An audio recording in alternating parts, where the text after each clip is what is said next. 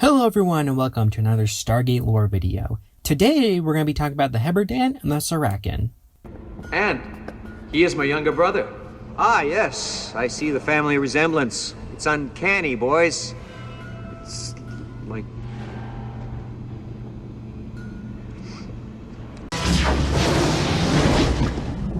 History. Okay, so before we actually officially begin, we need to talk about something. Specifically, the naming convention here. So, Serrakin seems to be a term that can be used in both singular and plural to refer to an individual and the species of the Serrakin. Hebridian seems to be the same for humans, but there are instances of people saying Hebridians. So, okay, we have Serrakin, which can be used singularly and plurally, and Hebridian, which can be used singular and plurally, but also Hebridians for plural, right? Well, guess what? Because Warwick's brother here says this: our society was built by both races, for the good of all Hebridians. This implies that Hebridians is a term that is for anyone coming from the Serrakin human culture of Hebridian. And Gay World seems to back this up, but on fandom we see this term being used for only the Hebridian, and even a recent RPG book seems to indicate that this term is only used for the Hebridian humans. This kind of short but long intro is my way of pointing out this is extremely confusing, and quite frankly, I will have no part in it. So here's how my naming convention is going to go in this video. Serrakin is both singular and plural. Hebridian is both singular and plural, but Hebridians is fine. Hebridians is anyone from the human Serrakin culture. I also want to note that this word and anything related to it is extremely hard for me to say. Like, you will probably hear me mispronounce it and call them the Hebridian or Hebridianli or something at some point in this video, and I will not notice, or I'm going to have to repeat the video constantly to get it right. So as a backup, if I say Hebridians as in humans, I'm going to have this image show up. If I say Hebridians and I actually mean the human Serrakin culture, this image will show up. Everybody got that? So starting off, the Hebridians were brought to their world, Hebridan, by the Goa'uld. We also know that the Hebridians were descendants of ancient Celts, most likely from the Scottish area. We actually don't know where the Serrakin come from. The wording in the episode they were introduced and later on suggests that the Serrakin are not native to Hebridan. This has led to multiple theories, but the two I think are most likely is A, the Serrakin had to abandon their original homeworld and had come to Hebridan to make it their new one, and B, the Serrakin had come to Hebridan to colonize the world and later made it the main center of their civilization. Either way, when the Serrakin arrived, they drove off the Goa'uld. Curiously, they had no knowledge of the Stargates even after they drove the Goa'uld off, indicating that it may have been lost, taken, or destroyed. Another possibility is that the Hebridians were moved to Hebridan via ship and not Stargate. Regardless, after this, the Serrakin and Hebridan formed a union and worked together to build a new society. One of the outcomes of this were the Hebridians being given advanced technology. The next event we know about them happened in 2003 when they made contact with SG-1. While on the planet P2X-005, SG-1 found a crashed Serrakin ship, the Cerberus.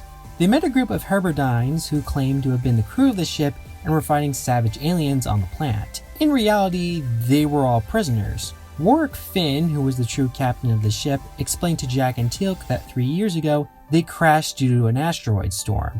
The prisoners were let out of stasis and killed all the guards except 2. They spent the next 3 years being hunted and with SG-1's help, managed to capture the prisoners and help Warwick return home. Diplomatic contact between Earth and Hebridan continued, but proceeded at a slow rate. That was until Warwick arranged for a diplomatic visit between Earth and the Hebridean government. Let me just get this straight. The government of your planet is allowing you to share advanced technology with us in exchange for us helping you to win a race? Not exactly. While this was happening, Earth would unofficially be allowed to study Serrakin technology by helping Warwick upgrade his ship with a Naquita generator for a race called the Loop of Kon-Garat, with the winner getting a contract with the major corporation on the planet, TechCon Group. During the visit, SG-1 would help uncover a plot by a supervisor at TechCon Group named Del Tynan, who was a member of a group of humans who believed that the Serrakin treated humans as second-class citizens. He had sabotaged the race so a pure-blood human would win, but ultimately his plan failed and he was arrested. During the meeting, Earth agreed to give the Hebridian government a Stargate in exchange for an ion drive. Needless to say, the future was bright for the Hebridian people. They now had access to the Gate network, having near instantaneous access to countless new worlds to colonize or to find new trade partners. Within the next 2 years, the Goa'uld Empire would collapse, freeing up the galaxy to greater exploration and expansion. Given all this and their advanced technology, they were set up to become a major power in the Milky Way galaxy, with almost nothing standing in their way. Hallowed are the Ori. Ooh, right. Sadly, during the Ori Crusades, specifically after the devastation of Dukara, Hebridian was one of the worlds that was conquered. We really don't know much about the occupation. I swear I read somewhere that the Ori, on top of being religious fanatics, were super anti-alien and worked to exterminate the Serrakin, but I can't remember where I read that, and I can't find any evidence backing up that claim. There are arguments that can be made that the Ori didn't like aliens. They did only create humans to worship them, but I think there's more counter arguments against it. After all, worship is still worship no matter who's doing it, and they didn't really seem to have an issue with converting the Jaffa. Though I will admit the Jaffa are technically related to humans, so It's also not really clear what happened to the colonies of Hebridian, if they were conquered as well or were isolated. One would assume that the Ori Crusaders would probably find documents on their existence and went to take control of the worlds, but it's never really talked about. The last we saw of anyone from Hebridian was 2 Serrakin bounty hunters who were hunting SG-1 because of a bounty placed on them by the Lucian Alliance, who were swiftly killed by another bounty hunter. I'll get into more on what these 2 bounty hunters' existence implies in the relations part of the video, but just know that this was technically the last we ever saw of the Serrakin race. After the events in Arc of Truth, we can assume that Hebridian was freed, though like I say, we haven't heard from it since then. Biology. For biology, we have 2 groups to look at. The Hebridian are humans and don't seem to have developed any noticeable differences from the humans of Earth, so I won't really cover their biology all that much. The Serrakin are a humanoid reptilian race with scaled skin and reptilian-like eyes. They kind of remind me of the Unis in a way, but smoother, if that makes any sense. I did find that based on the acoustic weapon that it affects Serrakins more than humans. This may imply that they have a greater range of hearing than humans.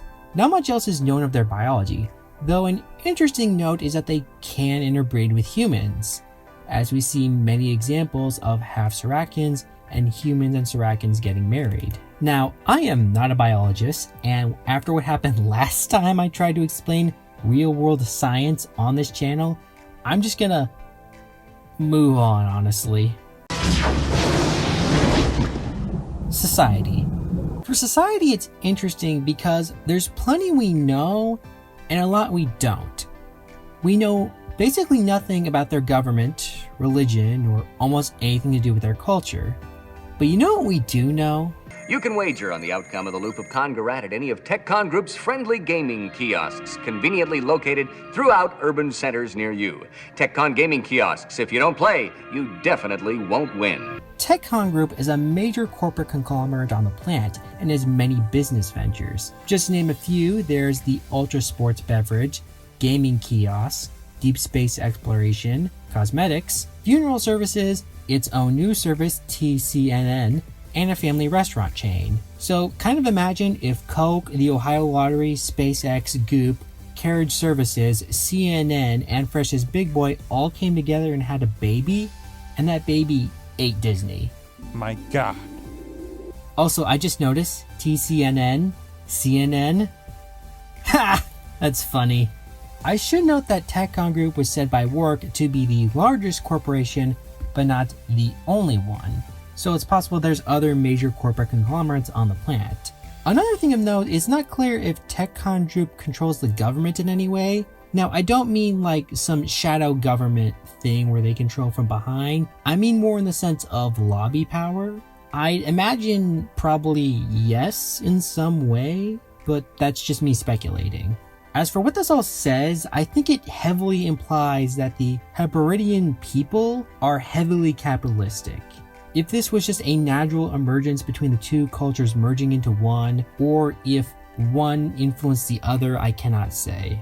One final thing of note is that the Hebridian people are descendants, like I said earlier, from the Celts. So I'd imagine they would probably have similar cultural traits to either the ancient Celts or modern Celts. I don't really know much about the Celts, so moving on. Technology. The advanced technology we see most likely comes from the Serrakin. Though given the thousands of years they've been together, I imagine some humans have contributed to their advancements. Some examples of their tech include things such as radiation shields, plasma-based energy shields, pulse energy laser weapons, and acoustic weapons that can broadcast a high energy pulse noise at around 200 dB. For handheld weapons, we have seen a pistol and a rifle. Both fire green energy blasts. Of note, both have the odd design of a heavy bottom, I guess you would call it, in comparison to Earth-based guns. And the rifle itself has an odd design in that it's very staff-like, and I wonder if it was in any way based off Jaffa's staff weapons. The biggest achievement of Hebridian technology is their advanced ships and ion drives.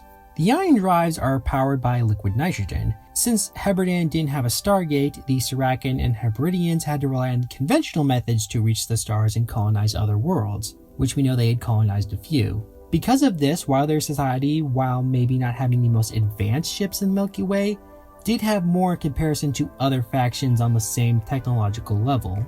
In fact, they seem to have a wider variety of ship types and designs compared to other races, who usually only have 2 or 3 designs. Relations with other races. For relations, I'm going to start off by talking about the relations between the Serrakin and the Hebridian. Now, for the most part, relations between the two seem fine. We do know that there is a group of humans who dislike the Serrakin and see them as repressors. Now, up front, I think this is BS, and the episode in which this is brought up seems to indicate this as well. But I'm going to play devil's advocate here real quick.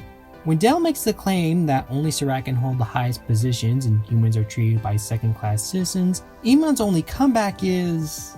That's not true! Like, he offers no examples of humans holding high positions of power to disprove his claim. Again, I think it's BS, but maybe in a future Stargate story, they can touch back on this topic.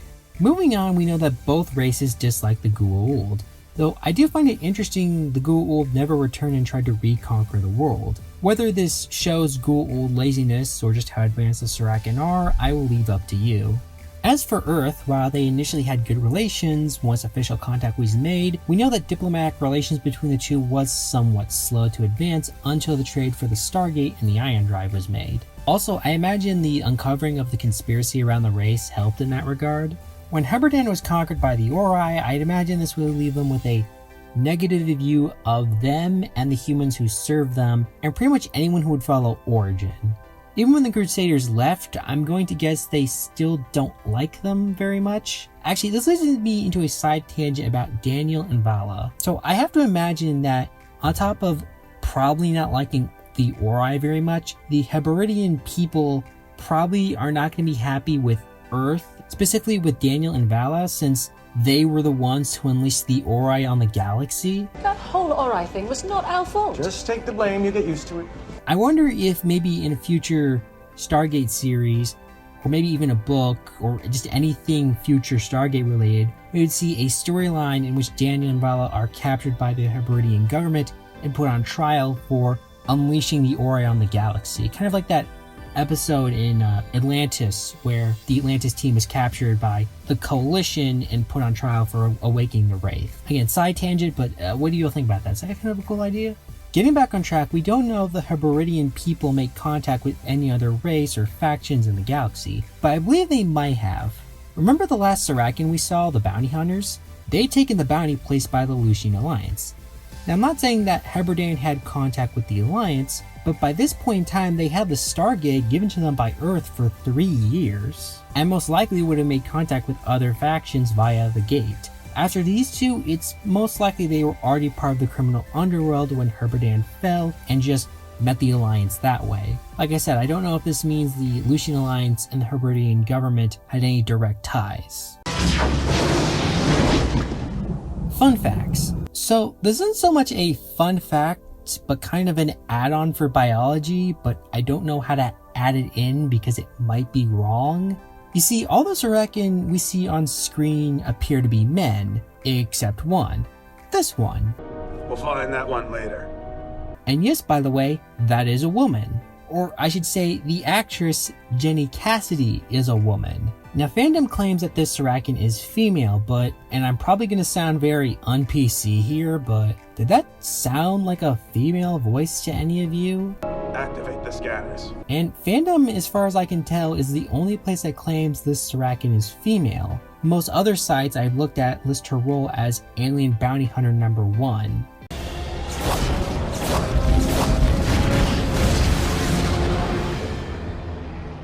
Sorry, boys. I don't like competition.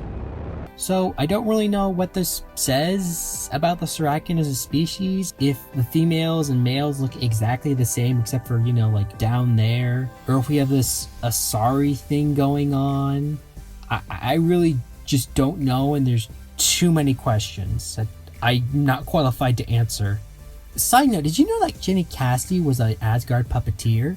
Weird connection, right? Anyway, that was the Serrakin and the Hebridian. Honestly, why I hate the Hebridian because I cannot pronounce their name. I think the Serrakin are one of my favorite species in Stargate.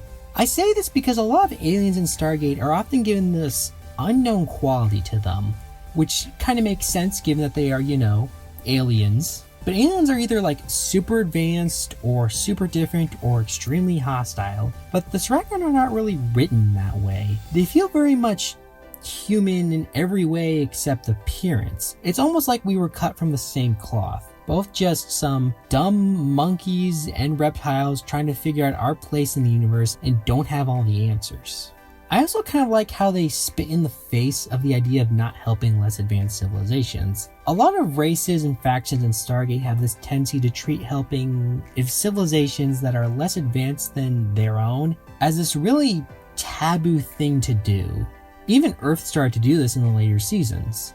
When the Serrakin came across the Goa'uld oppressing the humans, they stepped in and helped. And unlike some other races, they didn't set themselves up as gods, even if it was done with the belief that it would be better for the humans to believe so. The Serrakin saw something evil going on, stepped in, and they helped, and then worked with the humans to create a new, technologically advanced society. Now, this is not me saying we should always do this with alien civilizations we meet, but this is me saying we really should look at cases like this on a case-by-case basis, versus what a lot of other races want to do, where they treat any attempt at helping less advanced civilizations as a immediately bad thing. But this video has gone on long enough, and this is a topic in and of itself, so I'll stop there. What do you all think of the Serrakin and the Hebridian? Do you like them as much as I do? Or do you hate them because the Hebridian name is still stupid to say? Or do you not really care about this topic and I'm just being weird again? Leave your thoughts in the comments below and maybe leave a like and subscribe. And remember... Has it occurred to you that maybe the reason you've been passed over so many times is not because you're a human, but because you're a moron?